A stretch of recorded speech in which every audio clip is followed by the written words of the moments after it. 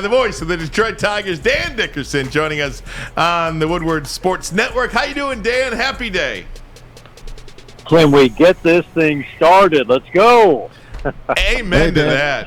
Dan, I just first off, big picture. I am so excited that I believe the Tigers will make the playoffs this year. That's my expectation, or at the very least are going to be playing significant big-time baseball games in September. Am I wrong? Is it too early to think like that? I agree. No, I agree with you 100%. And I know what, some of the predictions already have them at 76, 77. But they won 77 last year and added Baez, Barnhart, 2 Gold Glovers at 2 key spots, and Eduardo Rodriguez.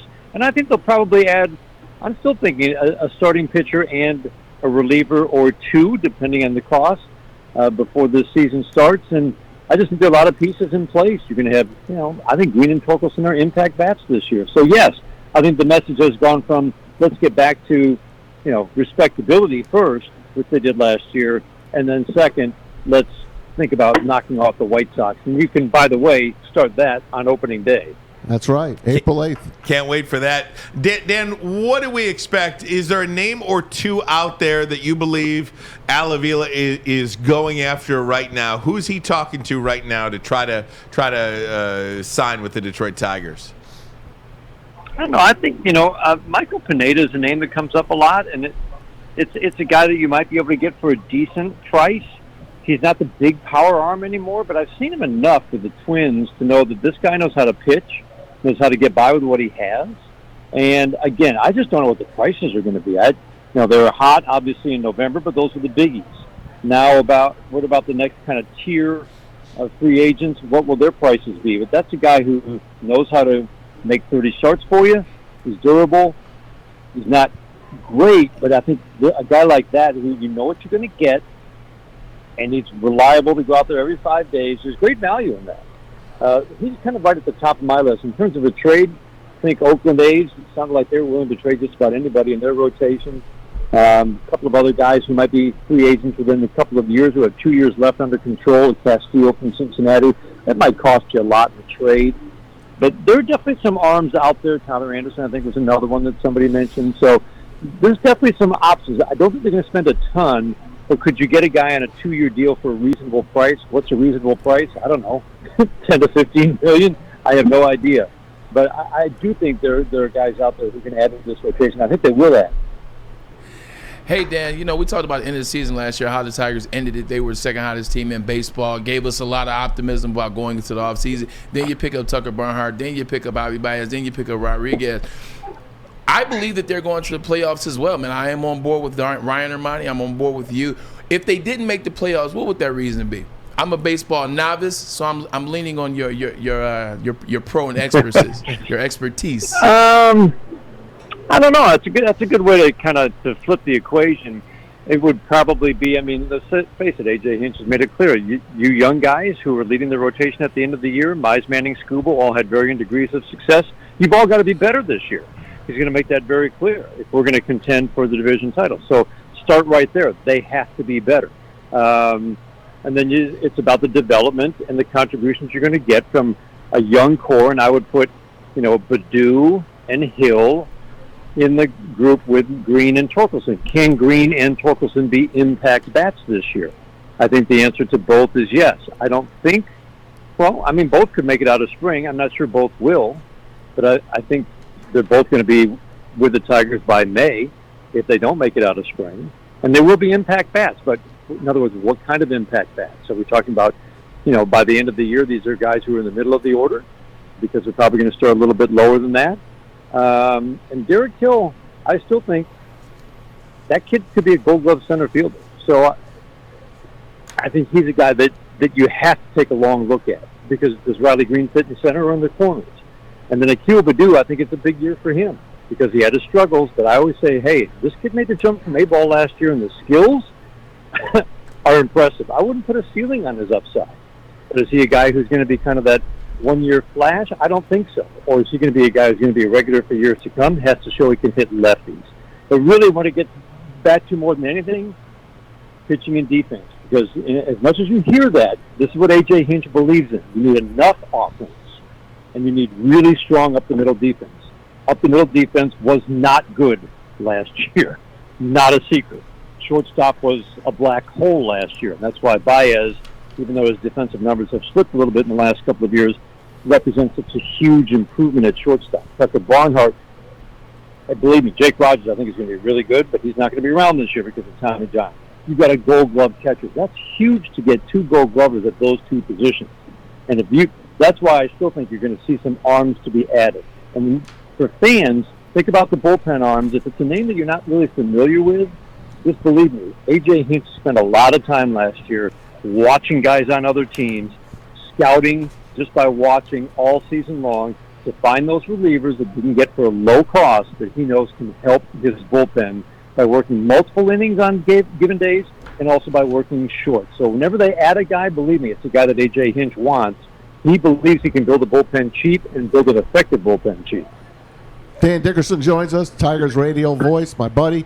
Dan, appreciate you coming on. We were talking earlier about Carlos Correa and the price on him, $340 million plus. It all stemmed from the Mets owner, crazy owner, giving that kind of amount of money to Francisco Lindor. And we read today that the Tigers' offer was pretty damn good. 3 opt-out clauses, and then if you're in the top 5 in the MVP, which means you're doing your job, you're getting an extra $10 million each time that happens. They did it. I think they put out a very fair offer to this guy, and I was a little surprised he didn't take it. That's interesting. Yeah, I hadn't heard that yet. I've been out and about today, but that's a very competitive offer. Heck yeah! I really thought they were going to sign him. I just thought that he wanted to be reunited with A.J. Hinch, and I thought that was gonna happen. I think it probably didn't help that he had to make that decision really quickly instead of maybe over several months of the off season. He had to make it by December 1st, and maybe that just for him wasn't enough time to see what the market really was going to hold for him. Hey, let's get to some of the new rules, Dan, that are going to happen this year. The universal DH, obviously, I've been begging and praying for this forever. Thank God it's going to happen. No, we won't get to see Max Scherzer go 0 for 54 again. Oh, that's a shame. 0 for 54. Especially in the World Series. But he bunts good. Yeah. Hey, American League, your pitcher has to hit in the World Series. Okay, I'm glad that's over. Yeah. That's over. Me too. You got 9-inning doubleheaders now, and Ryan and I. Glad to see that. See, but Ryan and I didn't mind the 7 innings. I didn't hate it. I don't hate it either way. I don't mind the ghost runner at second, but past all that, I like the shootout in hockey too. Listen, I do too. When are they going to go to 2-on-2 in hockey? Okay. That's a joke. Field goals in overtime in the NFL. Okay. Okay, I get from 40. All right, I'll do it from 50. That would be entertaining. I'll do it from 70. Hey, that's entertaining. I bought that up. I like that, man. All right, Dan. When does the shift? Yes. When's the crap about the shift and all of that kind of stuff? Is that 2023? Yeah, 2023. They're trying to make it so that if the MLB wants to make rule changes, they can do it with 45 days notice, and hopefully make it in conjunction with the players. I understand the players and umpires will be represented on the panel that will make the decision. So I think it is coming, and I tell you guys, I go back and forth on it almost every day. It's like, well, they should be able to play guys wherever they want. Yeah, we say the same. We say the same thing. You should also be able to You should also be able to legislate against it. The NFL did years ago by not making sure you had a 5-yard cushion at the line of scrimmage. Brought a whole lot more offense back to the NFL. And Dan, so what's wrong? There's an illegal defense in every sport except baseball. Right. There's an illegal defense in every sport except baseball. As a fan, I don't want to see a hard hit ground ball, just a line drive BB. Line drive to right center be a ground ball out. I just don't want to see it. And I have come down with you. I agree with you, and I've come down on that side of the equation. Believe me, it's been kicking around in my head, and I think people have arguments strong on both sides. I just want to return to what you just said. That pure line drive to right field should be a hit. I think it is coming. I think they will limit the shift. The other thing you could do, which will also bring back that line drive single to right, is you could make everybody have their feet on the infield dirt. That would be much easier to legislate, I think, than Otherwise, you're going to have to put a That's line true. behind second base to make sure there's not a third guy on that right side. I think that would actually help quite a bit, making sure everybody's got their feet on the dirt when the pitch is delivered. Not instead of a guy standing 30. I mean, you've got guys standing 30, 40 feet into the outfield. Why So can't, I think Victor something has to be Martinez, done. Dan? Why can't Victor Martinez hit it in left field? The whole field is open. The whole field is open. He's a 300 hitter. Hit the ball there, then. Tommy, He's wrong. see, Tell him you he's make wrong. it sound so easy. You want to step in the batter's box and show him how to do it, Tommy? No, I'm not a pro. Yeah, The whole I'm not a no, pro hitter. what I'm talking about, the balls that you hit for power, and think of how Lindor and Ramirez with the Indians, suddenly, they're starting to hit with power. It was a change in approach. They started to target balls that they could pull for power, because that's the ball you hit hardest, and that's the ball you hit farthest. So why should a power hitter start to now, he's got a line drive stroke, some are extra base hits, some are home runs, now have to just turn into a singles hitter by going the opposite way. I mean, that to me is, it's easy to say, just go the opposite way, but easier said than done. Hey, Dan, I wanted to ask you about this because this is something that I'm not sure is being talked about enough, and I absolutely love it. We try to we always talk about growing the game of baseball. In my opinion, beginning in 2023, next season, each team will play each team home and away. So you don't have to go, wait 5 years before you see the Dodgers at Comerica Park. You don't have to wait, 4 years to see. You're talking interleague play. Yankees, etc. Don't they just play everybody or no? Maybe I got that You're wrong. talking about interleague play, home and away, so now you're doubling the number of interleague play. Games? I could have swore I read that each team will play each team home and away beginning next year. American and National League? I could have swore I read that, and I would be surprised, because that's adding a lot of interleague games. It's already at 20, and that's too many if you ask me. I would rather see going from the unbalanced schedule, which is 19 games against every team in your division, versus 6 or 7 games against everybody in the East and the West.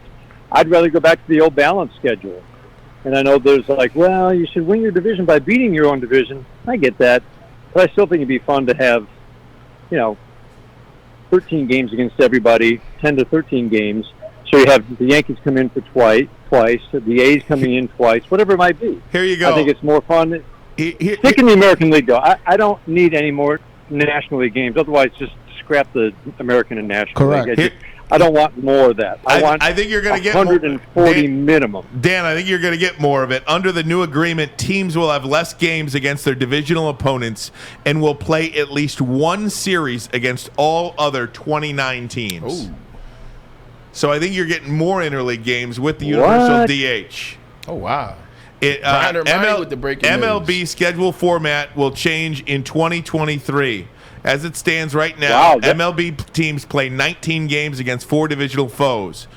Beginning in 2023, under the new agreement, teams will have less games against their divisional opponents and will play at least one series against all other 29 teams. I don't get that.